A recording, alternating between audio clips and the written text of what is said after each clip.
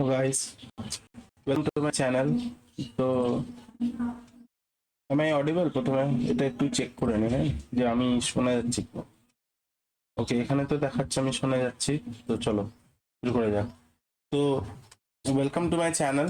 আজকের আমি যে ভিডিওটা নিয়ে চলে এসেছি, আমি একটা নতুন সিরিজ চালু করছি, ঠিক আছে? নতুন সিরিজ তোমরা নতুন সিরিজে আমি যেটা নিয়ে আসছি যে 2024 সালে এসএসসি জিডি যত ইংলিশ ল্যাঙ্গুয়েজ থেকে কোশ্চেন আসছে সেই কোশ্চেনগুলো এই সিরিজে ডিসকাস করব। তোমরা যারা যারা ওয়েস্ট বেঙ্গল পুলিশ, যারা অগ্নিবীর, এছাড়াও এসএসসির যত পরীক্ষা হয়, জিডি,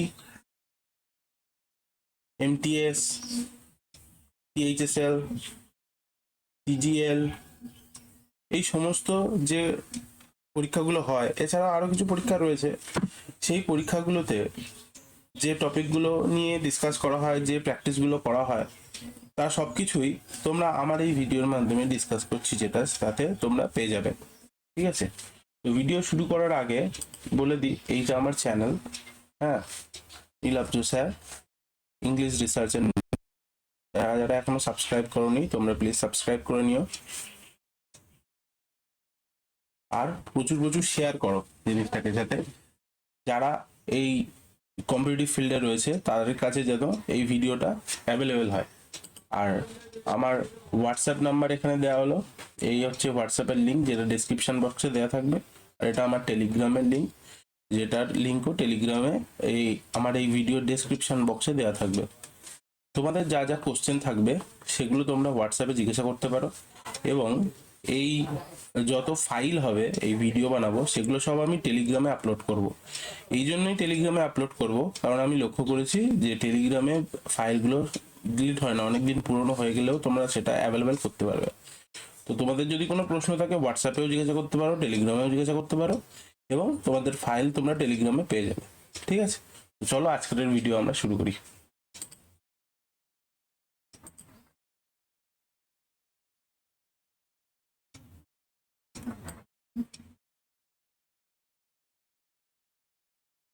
ওকে, দেখো প্রথম প্রশ্ন কি বলছে, in the following question out of the given four alternative select the alternative which best express the meaning of the idiom or phrase।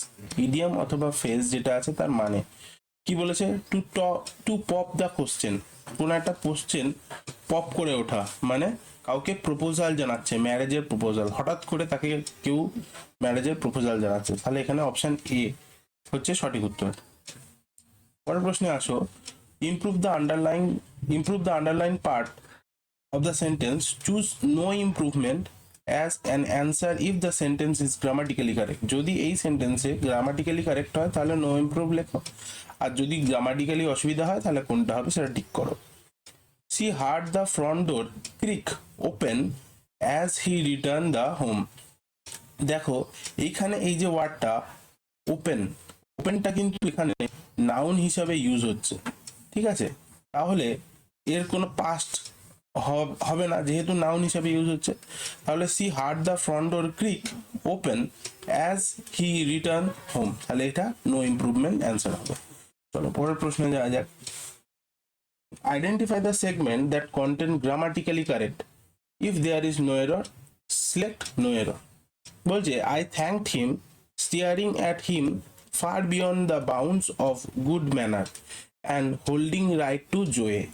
দেখো আই থ্যাঙ্ক হিম কোনো প্রবলেম নেই, staring at him far beyond the bounds এটাও ঠিক আছে, of good manners and holding tight to joy এটাও ঠিক আছে, তাহলে কোনো ভুল পাচ্ছি না, সো নো এরর হবে এখানে অ্যান্সার। পরের প্রশ্নে চলে যাই। এগুলো কিন্তু দেখো এসএসসি জিডি 2024 সালে যে পরীক্ষা হয়েছিল তার 24/2/2024 সালের এই 2:30 থেকে 3:30 যে শিফট, তাতে এই কোশ্চেনগুলো এসেছিল, ঠিক আছে? মানে আমি আলটিমেটলি তোমাদের জিডির প্রিভিয়াস ইয়ার কোশ্চেনই করাচ্ছি এই সিরিজে, ঠিক আছে? চলো পরের প্রশ্ন বলছে যে running into Sonia's room and not finding her there, Natasha ran to the nursery, but Sonia was not there earlier. দেখো যদি কোনো ভুল না থাকে তাহলে নো এরর করে দেবো, তাই তো? So running into Sonia's room and not finding her there, Natasha ran to the nursery but Sonia was not there আর ইদার। তাহলে এখানে আমি কোনো ভুল পাচ্ছি না, সো এখানে নো এরর অ্যান্সার করে দিলাম। চলো পরেরটায় চলে যাই।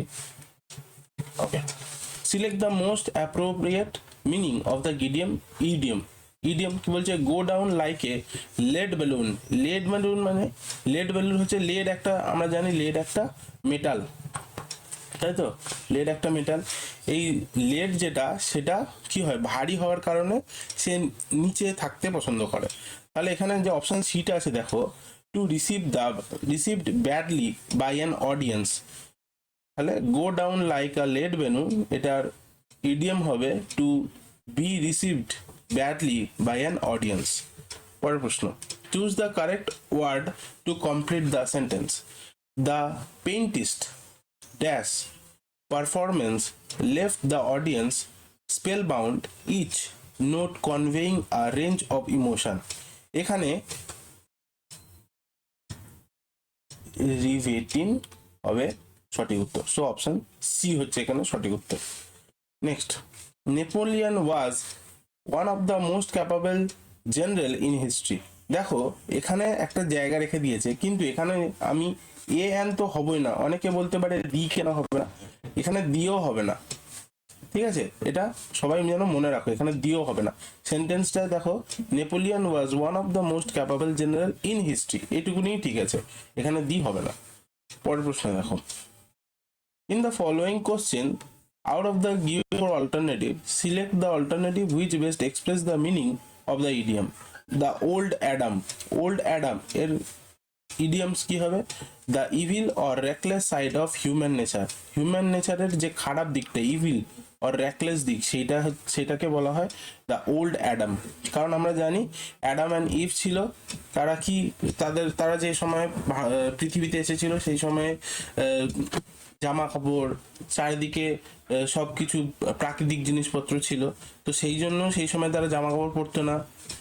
আজকের ডেটে দাঁড়িয়ে তারা অভদ্রের মতো থাকতো, তাই ইভিল বা র্যাকলেস সাইড অফ হিউম্যান নেচার হচ্ছে ওল্ড অ্যাডাম, এইভাবে তোমরা মনে রাখতে পারো। চলো পরের প্রশ্নে যাওয়া যাক। Synonym of পারভিউ।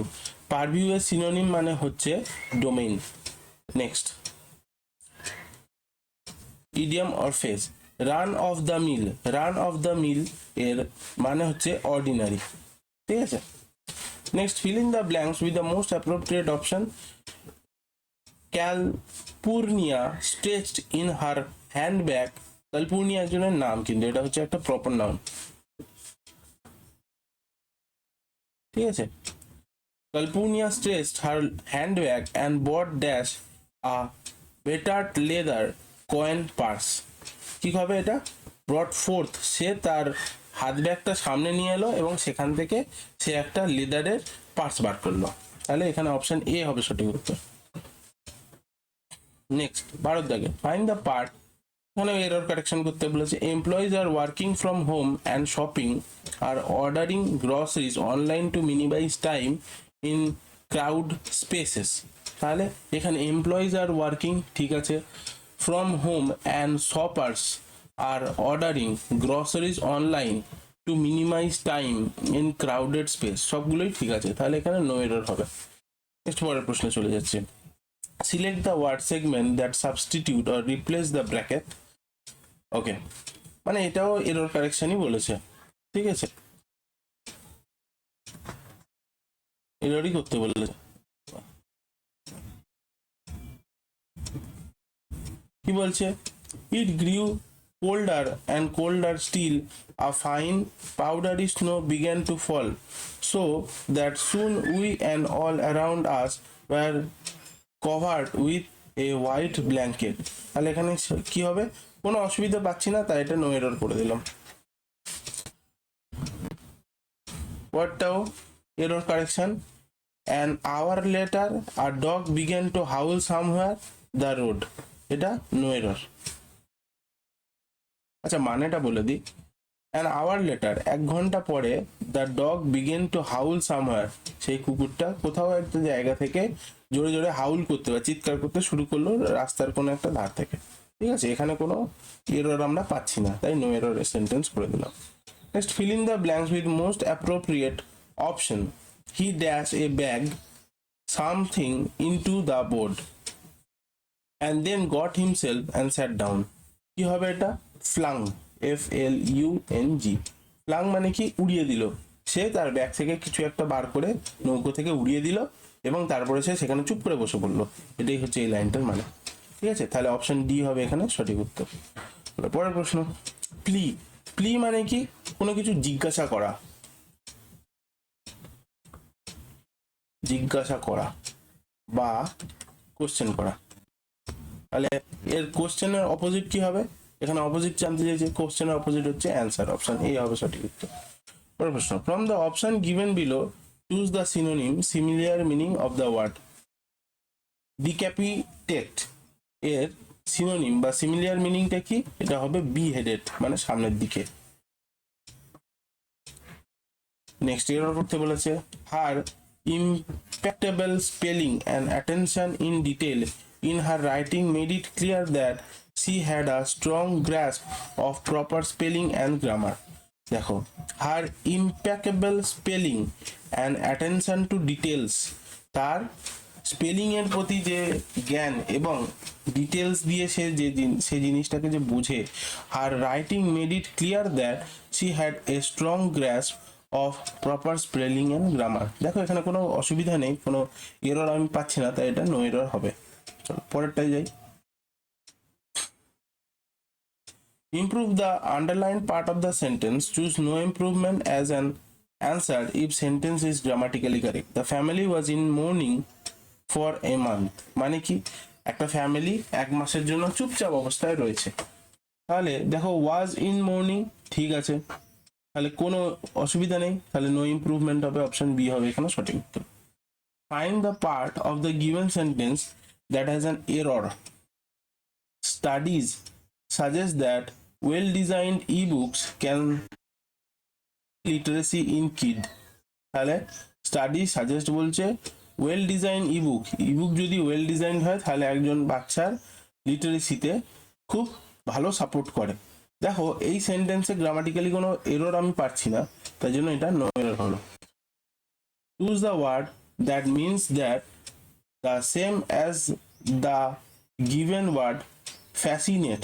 ফ্যাসিনেট এর মানে কি? ফ্যাসিনেটের মানে এন্টাইস। ফ্যাসিনেট মানে বাংলায় কোনো কিছুর প্রতি আবেগ বা ইচ্ছা বোঝানোর জন্য। ঠিক আছে, তাহলে এখানে সঠিক উত্তর হবে এন্টাইস। ওকে, চলো আজকের ভিডিওতে আমি এখানেই স্টপ করছি। দেখা হচ্ছে তোমাদের সাথে আবার নতুন একটা ভিডিওতে। চলো টাটা।